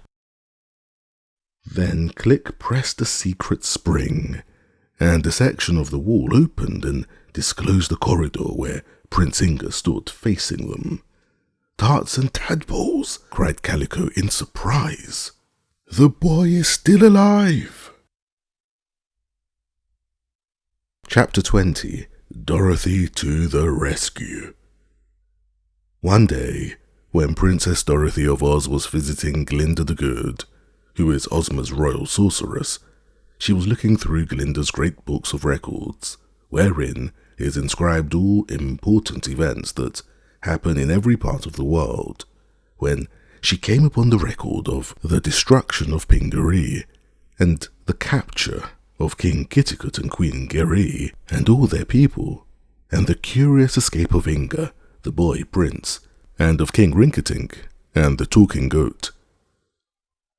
Turning over some of the following pages, Dorothy read how Inga had found the magic pearls and was rowing the silver-lined boat to Regos to try to rescue his parents. The little girl was much interested to know how well Inga succeeded, but she returned to the palace of Ozma at the Emerald City of Oz the next day, and other events made her forget the boy prince of Pingaree for a time. However, she was one day idly looking at Ozma's magic picture, which shows any scene you may wish to see, when the girl thought of Inga and commanded the magic picture to show what the boy was doing at that moment. It was the time when Inga and Rinkitink had followed the King of Regos and Queen of Coregos to the Gnome King's country, and she saw them hiding behind the rock as Cor and Gos passed them by after having placed the King and Queen of Pingaree in the keeping of the Gnome King. From that time, Dorothy followed, by means of the magic picture, the adventures of Inga and his friend in the Gnome King's caverns, and the danger and the helplessness of the poor boy aroused the little girl's pity and indignation. So she went to Ozma and told the lovely girl ruler of Oz all about Inga and Rinkitink. "I think Calico is treating them dreadfully mean," declared Dorothy, "and I wish you'd let me go to the gnome country and help them out of their troubles."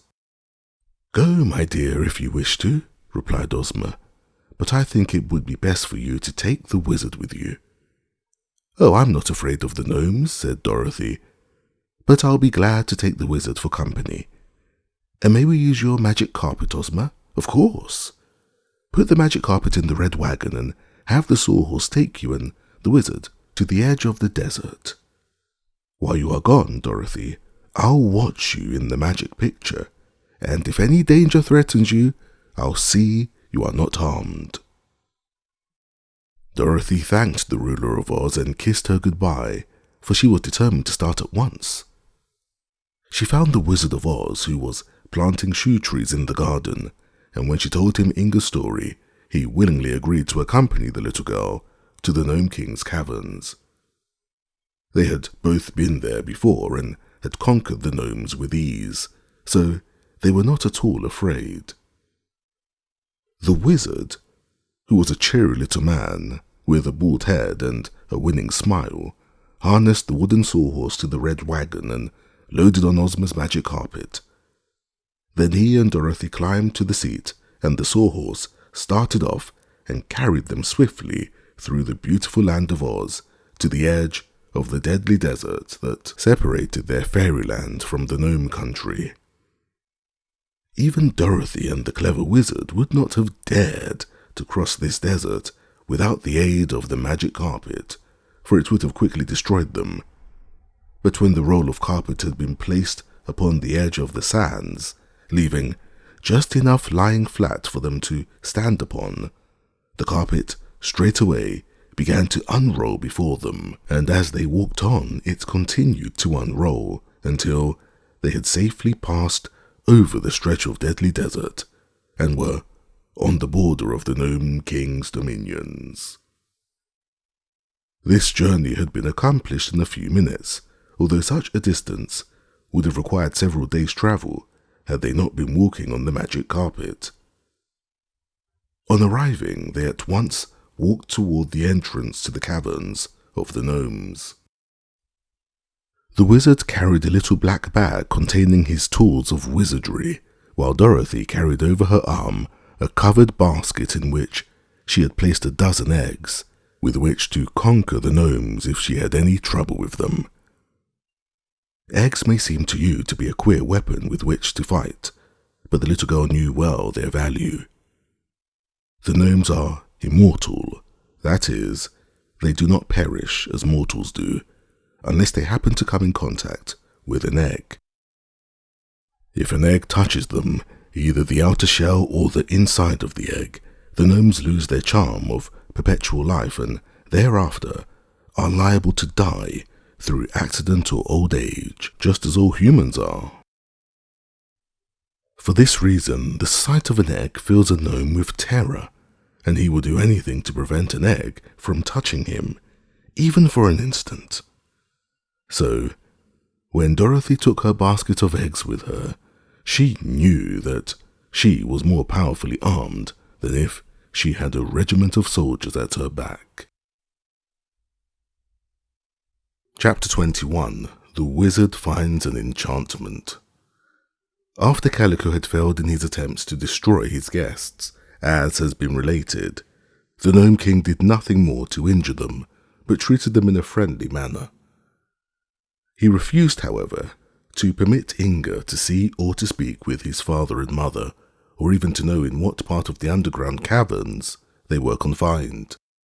"You are able to protect your lives and persons, I freely admit," said Calico, "but I firmly believe you have no power, either of magic or otherwise, to take from me the captives I have agreed to keep for King Goss."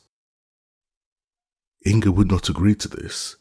He determined not to leave the caverns until he had liberated his father and mother, although he did not then know how that would be accomplished.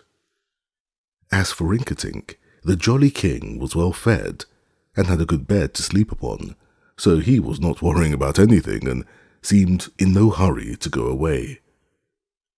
Calico and Rinkitink were engaged in pitching a game with solid gold quoits on the floor of the royal chamber, and Inga and Bilbil were watching them when Click came running in, his hair standing on end with excitement, and cried out that the Wizard of Oz and Dorothy were approaching.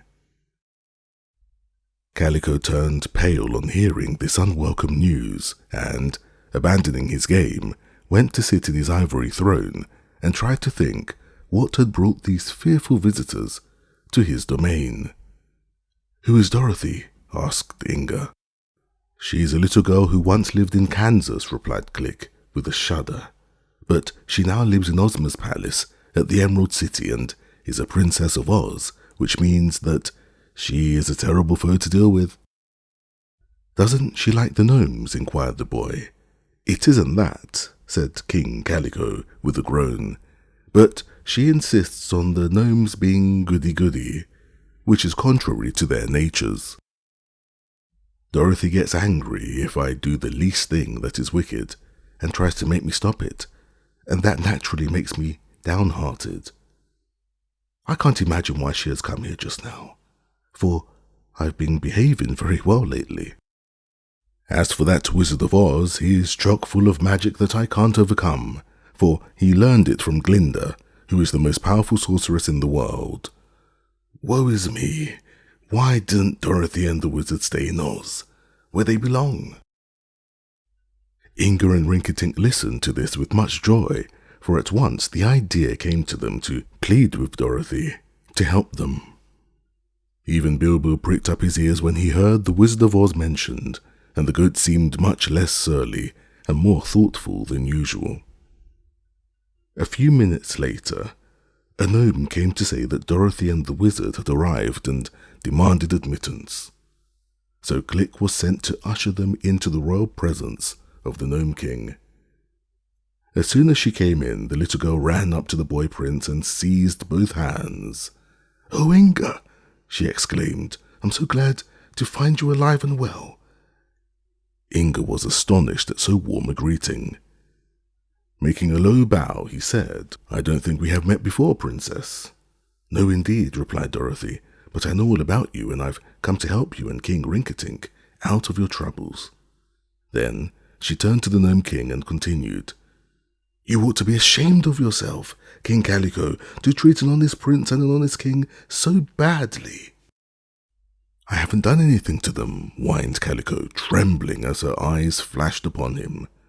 "No, but you tried to, and that's just as bad, if not worse," said Dorothy, who was very indignant. "And now I want you to send for the king and the queen of Pingaree and have them brought here immediately." "I won't," said Calico. "Yes, you will," cried Dorothy, stamping her foot at him. "I won't have those poor people made unhappy any longer, or separated from their little boy. Why, it's dreadful, Calico, and I'm surprised at you. You must be more wicked than I thought you were." "I can't do it, Dorothy," said the Gnome King, almost weeping in despair. "I promised King Goss I'd help them captives. You wouldn't ask me to break my promise, would you? King Goss was a robber and an outlaw," she said, "and perhaps you don't know that a storm at sea wrecked his boat while he was going back to Regos, and that he and Queen Kor were both drowned." "Dear me," exclaimed Calico. "Is that so?" "I saw it in Glinda's record book," said Dorothy. "So now you trot out the king and queen of Pingaree as quickly as you can." "No," persisted the contrary Gnome King, shaking his head. "I won't do it.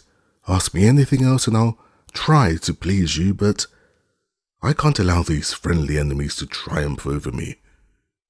"In that case," said Dorothy, beginning to remove the cover from her basket, "I'll show you some eggs." "Eggs?" screamed the Gnome King in horror. "Have you eggs in that basket?" "A dozen of them," replied Dorothy.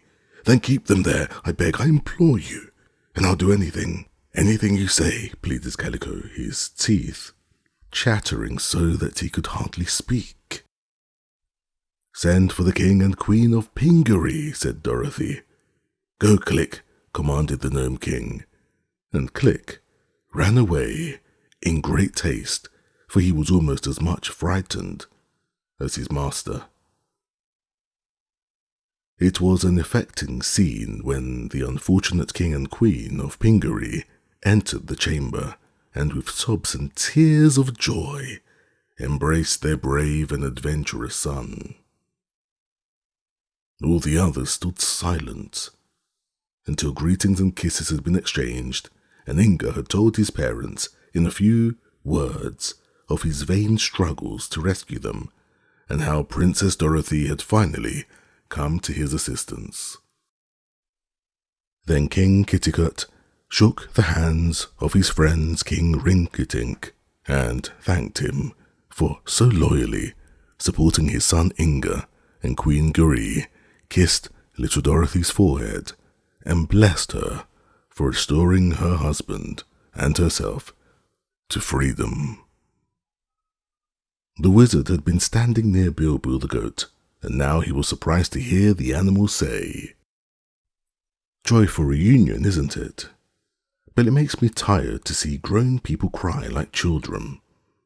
"Oh ho!" exclaimed the wizard. "How does it happen, Mr. Goat, that you, who have never been to the land of Oz, are able to talk?"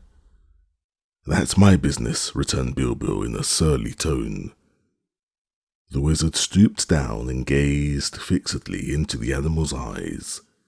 Then he said, with a pitying sigh, "I see. You are under an enchantment. Indeed, I believe you to be the Prince Bobo of Boboland." Bilbil made no reply, but dropped his head as if ashamed. "This is a great discovery," said the wizard, addressing Dorothy and the others of the party. "A good many years ago, a cruel magician transformed the gallant Prince of Boboland into a talking goat, and this goat, being ashamed of his condition, ran away and was never after seen in Boboland, which is a country far to the south of here, but bordering on the deadly desert, opposite the land of Oz. I heard of this story long ago, and know that a diligent search has been made for the enchanted prince without result. But I am well assured that in the animal you call Bilbil, I have discovered the unhappy Prince of Boboland." "Dear me, Bilbil," said Rinkitink. "Why have you never told me this?" "What would the use be?" asked Bilbil in a low voice, and still refusing to look up. "The use?" repeated Rinkitink, puzzled. "Yes, that's the trouble," said the wizard. "It is one of the most powerful enchantments ever accomplished, and the magician is now dead, and the secret of the anti-charm lost. Even I, with all my skill, cannot restore Prince Bobo to his proper form. But I think Glinda might be able to do so if you will all return with Dorothy and me to the land of Oz, where Ozma will make you welcome. I will ask Glinda to try to break this enchantment." This was willingly agreed to, for they all welcomed the chance to visit the famous land of Oz. So they bade goodbye to King Calico, whom Dorothy warned not to be wicked any more if he could help it, and the entire party returned over the magic carpet to the land of Oz. They filled the red wagon, which is still waiting for them, pretty full, but the sawhorse didn't mind that, and with wonderful speed carried them safely to the Emerald City. Chapter 22. Ozma's Banquet. Ozma had seen in her magic picture the liberation of Inga's parents and the departure of the entire party for the Emerald City. So, with her usual hospitality, she ordered a splendid banquet prepared and invited all the quaint friends who were then in the Emerald City to be present that evening to meet the strangers who were to become her guests. Glinda also, in her wonderful record book, had learned of the events that had taken place in the caverns of the Gnome King, and she became especially interested in the enchantment of the Prince of Boboland. So she hastily prepared several of her most powerful charms, and then summoned her flock of 16 white storks, which swiftly bore her to Ozma's palace. She arrived there before the red wagon did, and was warmly greeted by the girl ruler. Realizing that the costume of Queen Garee of Pingaree must have become sadly worn and frayed, owing to her hardships and adventures, Ozma ordered a royal outfit prepared for the good queen, and had it laid in her chamber, ready for her to put on as soon as she arrived, so she would not be ashamed at the banquet. New costumes were also provided for King Kitticut and King Rinkitink and Prince Inga, all cut and made and embellished in the elaborate and becoming style then prevalent in the land of Oz. And as soon as the party arrived at the palace, Ozma's guests were escorted by her servants to their rooms, that they might bathe and dress themselves. Glinda the Sorceress and the Wizard of Oz took charge of Bilbil the goat and went to a private room where they were not likely to be interrupted. Glinda first questioned Bilbil long and earnestly about the manner of his enchantment and the ceremony that had been used by the magician who enchanted him. At first, Bilbil protested that he did not want to be restored to his natural shape, saying that he had been forever disgraced in the eyes of his people and of the entire world by being obliged to exist as a scrawny, scraggly goat. But Glinda pointed out that any person who incurred the enmity of the wicked magician was liable to suffer a similar fate, and assured him that his misfortune would make him better beloved by his subjects when he returned to them freed from his dire enchantment. Bilbil was finally convinced of the truth of this assertion and agreed to submit to the experiments of Glinda and the wizard, who knew they had a hard task before them and were not at all sure they could succeed. We know that Glinda is the most complete mistress of magic who has ever existed, and she was wise enough to guess that the clever but evil magician who had enchanted Prince Bobo had used a spell that would puzzle any ordinary wizard or sorcerer to break. Therefore, she had given the matter much shrewd thought and hoped she had conceived a plan that would succeed. But because she was not positive of success, she would have no one present at the incantation except her assistant, the Wizard of Oz. First, she transformed Bilbil the goat into a lamb, and this was done quite easily. Next, she transformed the lamb into an ostrich, giving it 2 legs and feet instead of 4. Then she tried to transform the ostrich into the original Prince Bobo, but this incantation was an utter failure. Glinda was not discouraged, however, but by a powerful spell transformed the ostrich into a Tottenhot, which is a lower form of a man. Then the Tottenhot was transformed into a Mifket, which was a great step in advance, and finally, Glinda transformed the Mifket into a handsome young man, tall, shapely, who fell on his knees before the great sorceress and gratefully kissed her hand, admitting that he had now recovered his proper shape and was indeed Prince Bobo of Boboland. This process of magic, successful though it was in the end, had required so much time that the banquet was now awaiting their presence. Bobo was already dressed in princely raiment, and although he seemed very much humbled by his recent low condition, they finally persuaded him to join the festivities. When Rinkitink saw that his goat had now become a prince, he did not know whether to be sorry or glad, for he felt that he would miss the companionship of the quarrelsome animal he had so long been accustomed to ride upon, while at the same time he rejoiced that poor Bilbo had come to his own again. Prince Bobo humbly begged Rinkitink's forgiveness for having been so disagreeable to him at times, saying that the nature of a goat had influenced him and the surly disposition he had shown was a part of his enchantment. But the jolly king assured the prince that he had really enjoyed Bilbo's grumpy speeches and forgave him readily.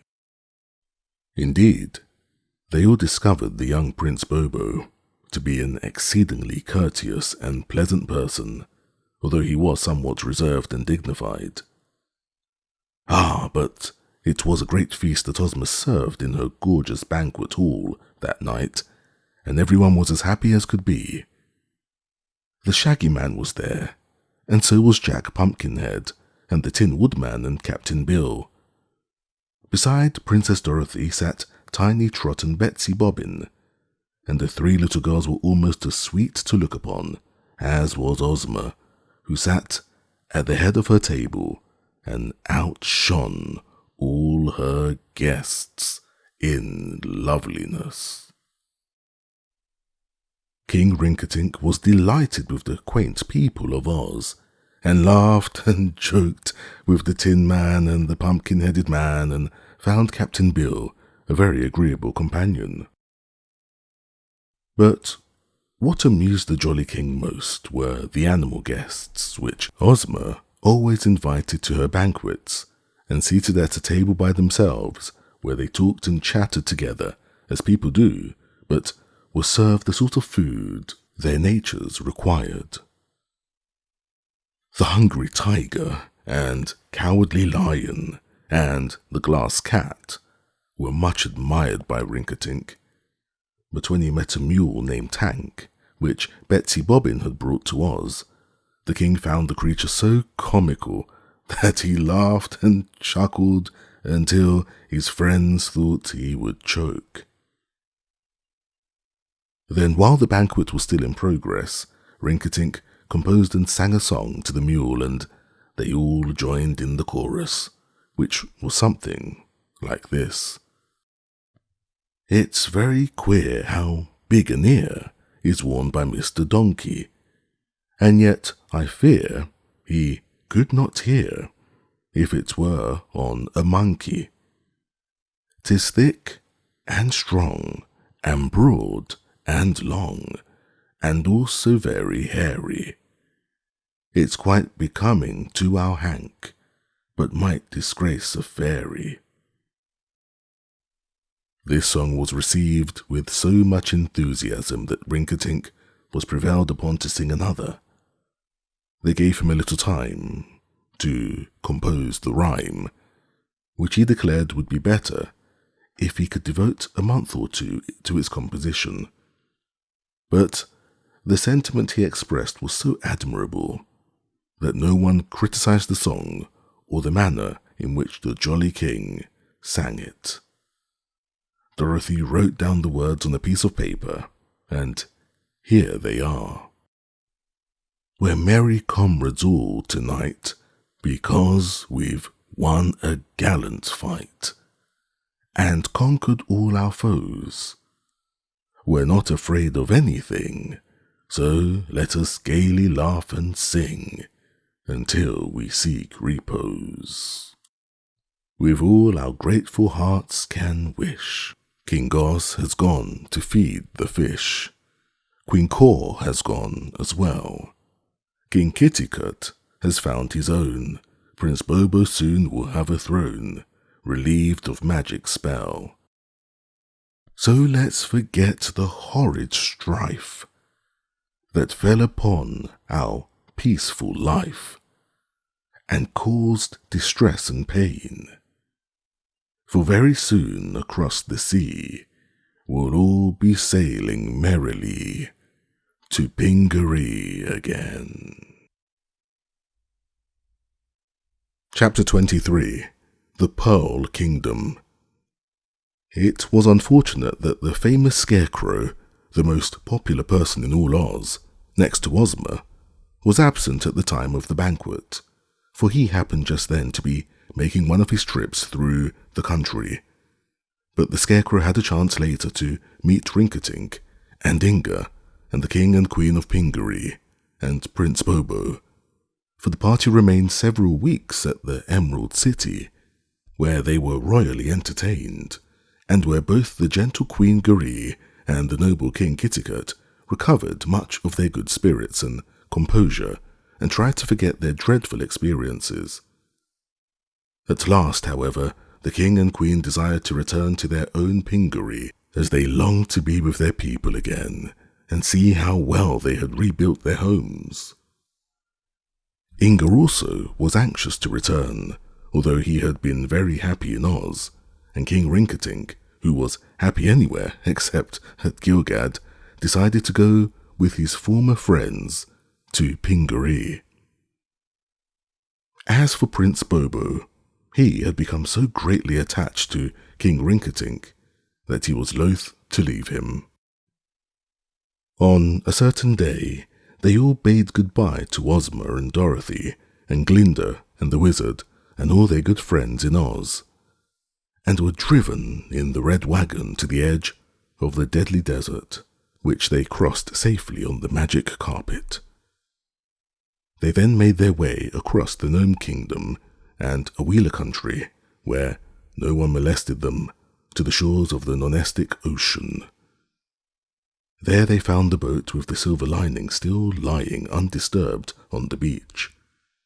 There were no important adventures during the trip, and on their arrival at the Pearl Kingdom, they were amazed at the beautiful appearance of the island they had left in ruins.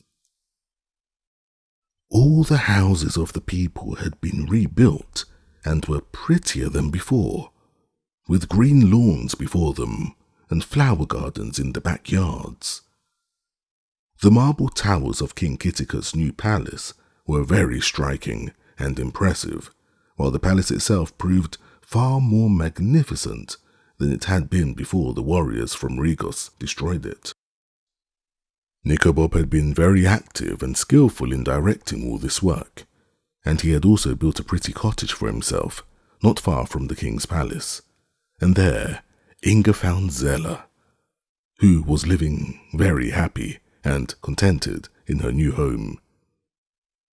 Not only had Nikobob accomplished all this in a comparatively brief space of time, but he had started the pearl fisheries again, and when King Kitticut returned to Pingaree, he found a quantity of fine pearls already in the royal treasury. So pleased was Kitticut with the good judgment, industry, and honesty of the former charcoal burner of Regos that he made Nikobob his Lord High Chamberlain and put him in charge of the pearl fisheries and all the business matters of the island kingdom. They all settled down very comfortably in the new palace, and the queen gathered her maids about her once more and set them to work, embroidering new draperies for the royal throne. Inga placed the 3 magic pearls in their silken bag and again deposited them in the secret cavity under the tiled flooring of the banquet hall, where they could be quickly secured if danger ever threatened the now prosperous land. King Rinkitink occupied a royal guest chamber built especially for his use and seemed in no hurry to leave his friend in Pingaree. The fat little king had to walk wherever he went and so missed Bilbo more and more. But he seldom walked far, and he was so fond of Prince Bobo that he never regretted Bilbo's disenchantment. Indeed, the jolly monarch was welcome to remain forever in Pingaree if he wished to, for his merry disposition set smiles on the faces of all his friends and made everyone near him as jolly as he was himself. When King Kitticut was not too busy with affairs of state, he loved to join his guest and listen to his brother monarch's songs and stories. For he found Rinkitink to be, with all his careless disposition, a shrewd philosopher, and in talking over their adventures one day, the King of Gilgad said, "The beauty of life is its sudden changes. No one knows what is going to happen next, and so we are constantly being surprised and entertained. The many ups and downs should not discourage us, for if we are down, we know that a change is coming, and we will go up again, while those who are up are almost certain to go down." My grandfather had a song which well expresses this, and if you will listen, I will sing it. "Of course I will listen to your song," returned Kitticut, "for it would be impolite not to." So Rinkitink sang his grandfather's song. A mighty king once ruled the land, but now he's baking pies. A pauper, on the other hand, is ruling strong and wise. A tiger once in jungles raged, but now he's in a zoo. A lion captive born and caged, now roams the forest through. A man once slapped a poor boy's pate, and made him weep and wail. The boy became a magistrate, and put the man in jail. A sunny day succeeds the night. It's summer, then it snows. Right off goes wrong, and wrong comes right, as every wise man knows. Chapter 24. The Captive King. One morning, just as the royal party was finishing breakfast, a servant came running to say that a great fleet of boats was approaching the island from the south. King Kitticut sprang up at once, in great alarm, for he had much cause to fear strange boats. The others quickly followed him to the shore to see what invasion might be coming upon them. Inga was there with the first, and Nikobob and Zella soon joined the watchers. And presently, while all were gazing eagerly at the approaching fleet, King Rinkitink suddenly cried out, "Get your pearls, Prince Inga! Get them quick!" "Are these our enemies then?" asked the boy, looking with surprise upon the fat little king, who had begun to tremble violently. "They are my people of Gilgad," answered Rinkitink, wiping a tear from his eye. "I recognize my royal standards flying from the boats, so please, dear Inga, get out your pearls to protect me." "What can you fear at the hands of your own subjects?" asked Kitticut, astonished. But before his frightened guests could answer the question, Prince Bobo, who was standing beside his friend, gave an amused laugh and said, "You are caught at last, dear Rinkitink. Your people will take you home again and oblige you to reign as king."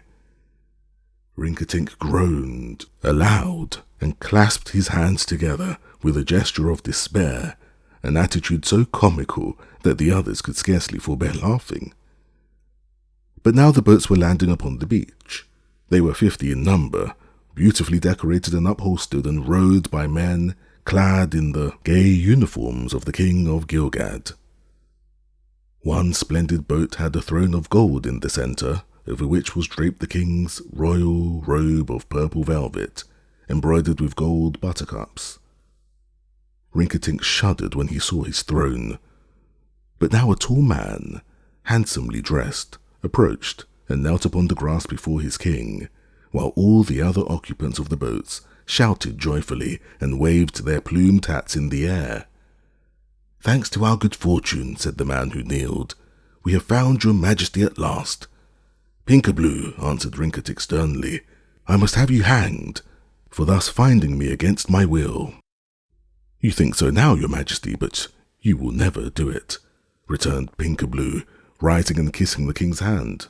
"Why won't I?" asked Rinkitink. "Because you are much too tender-hearted, your majesty." It may be," agreed Rinkitink sadly. "It is one of my greatest failings. But what chance brought you here, my lord Pinkablue?" "We have searched for you everywhere, sire, and all the people of Gilgad had been in despair since you so mysteriously disappeared.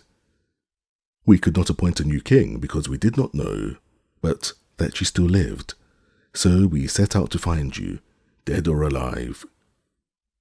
After visiting many islands of the non-Estic Ocean, we at last thought of Pingaree, from where come the precious pearls, and now our faithful quest has been rewarded." "And what now?" asked Rinkitink. "Now, your majesty, you must come home with us, like a good and dutiful king, and rule over your people," declared the man in a firm voice. "I will not." "But you must, begging your majesty's pardon for the contradiction."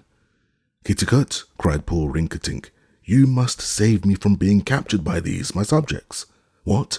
Must I return to Gilgad and be forced to reign in splendid state when I much prefer to eat and sleep and sing in my own quiet way? They will make me sit on a throne 3 hours a day and listen to dry and tedious affairs of state, and I must stand up for hours at the court's receptions till I get corns on my heels, and forever must I listen to tiresome speeches and endless petitions and complaints." "But someone must do this, your majesty," said Pinkablue respectfully, "and since you were born to be our king, you cannot escape your duty." "'Tis a horrid fate," moaned Rinkitink. "I would die willingly rather than be a king, if it did not hurt so terribly to die." "You will find it much more comfortable to reign than to die, although I fully appreciate your majesty's difficult position, and am truly sorry for you," said Pinkablue.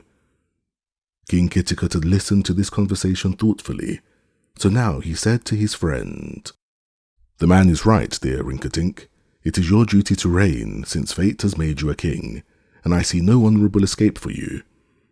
I shall grieve to lose your companionship, but I feel the separation cannot be avoided." Rinkitink sighed. "Then," said he, turning to Lord Pinkerblue, "in 3 days I will depart with you for Gilgad, but during those 3 days I propose to feast and make merry with my good friend King Kitticut." Then all the people of Gilgad shouted with delight and eagerly scrambled ashore to take their part in the festival. Those 3 days were long remembered in Pingaree, for never, before nor since, has such feasting and jollity been known upon that island. Rinkitink made the most of his time, and everyone laughed and sang with him by day and by night. Then at last the hour of parting arrived, and the king of Gilgad and ruler of the dominion of Rinkitink was escorted by a grand procession to his boat and seated upon his golden throne. The rowers of the 50 boats paused, with their glittering oars pointed into the air like gigantic uplifted sabres, while the people of Pingaree, men, women and children, stood upon the shore, shouting a royal farewell to the jolly king. Then came a sudden hush, while Rinkitink stood up and, with a bow to those assembled to witness his departure, sang the following song which he had just composed for the occasion. "Farewell, dear Isle of Pingaree, the fairest land in all the sea. No living mortals, kings or churls, would scorn to wear thy precious pearls. King Kitticut, 'tis with regret I'm forced to say farewell, and yet abroad no longer can I roam, when 50 boats would drag me home. Goodbye, my Prince of Pingaree, a noble king sometime you'll be, and long and wisely may you reign, and never face a foe again." They cheered him from the shore, they cheered him from the boats, and then all the oars and the 50 boats swept downward with a single motion and dipped their blades into the purple-hued waters of the Nonestic Ocean. As the boats shot swiftly over the ripples of the sea, Rinkitink turned to Prince Bobo, who had decided not to desert his former master and his present friend, and asked anxiously, "How did you like that song, Bobo? Is it a masterpiece, do you think?" And Bobo replied with a smile, "Like all your songs, dear Rinkitink, the sentiment far excels the poetry." The end. This has been Rinkitink in Oz by L. Frank Baum, narrated by Sam Kusi.